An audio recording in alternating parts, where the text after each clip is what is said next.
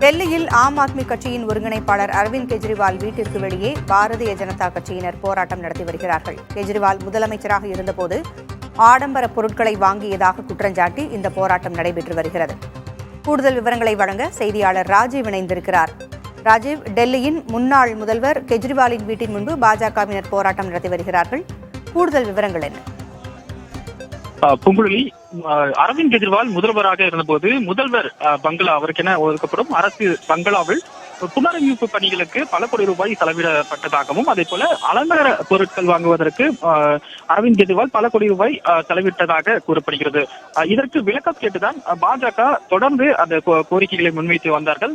இடையில் கூட பல போராட்டங்கள் நடைபெற்றது. அதற்கிடையில் அரவிந்த் கெஜ்ரிவால் அந்த மதுபான கொள்கை வழக்கில் சரி சென்று மீண்டும் திரும்பியிருந்தார். தற்போது இந்த விவகாரத்தை மீண்டும் பாஜக கையில் எடுத்திருக்கின்றது. இன்னும் ஒரு சில மாதங்கள்ல டெல்லியினுடைய சட்டமன்ற தேர்தல் வர இருக்கக்கூடிய நிலையில் இதற்கான ஒரு ஆலோசனை கூட்டம் இன்றைய தினம் டெல்லி அரவிந்த் கெஜ்ரிவால் தற்போது தங்கியிருக்கக்கூடிய அந்த இல்லத்தில் நடைபெற்று வரக்கூடிய நிலையில் வெளியில் பாஜகவினர் இந்த போராட்டத்தில் ஈடுபட்டு வருகின்றார்கள். குறிப்பாக முதல்வராக இருந்தபோது அவர் செலவிட்ட பணங்கள் பல கோடி ரூபாய் வந்துட்டு செலவிடப்பட்டிருக்கின்றது. பல அலங்கார பொருட்கள் வந்துட்டு இறக்குமதி செய்யப்பட்டு வைக்கப்பட்டிருக்கின்றது. முதல்வர் பங்களாவுக்கு உள்ளே வந்து வைக்கப்பட்டிருந்தது.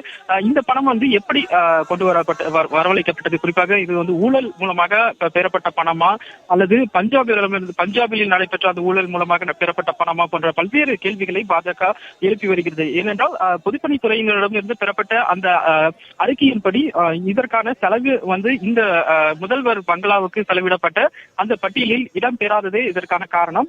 இதனால் வெளியிலிருந்துதான் இந்த பணம் வந்து வழங்கப்பட்டு இருக்க வேண்டும். அதே போல ஊழலாக எந்த ஊழலில் இந்த பணம் பெறப்பட்டது போன்ற பல்வேறு கேள்விகளை வந்து பாஜக தொடர்ந்து எழுப்பி வரக்கூடிய நிலையில் இன்றைய தினம் இந்த ஒரு போராட்டமானது நடைபெற்று வருகிறது. தற்போது காவல்துறையினர் அவர்களை அங்கிருந்து அகற்றும் பணியிலும் ஈடுபட்டு வருகின்றார்கள்.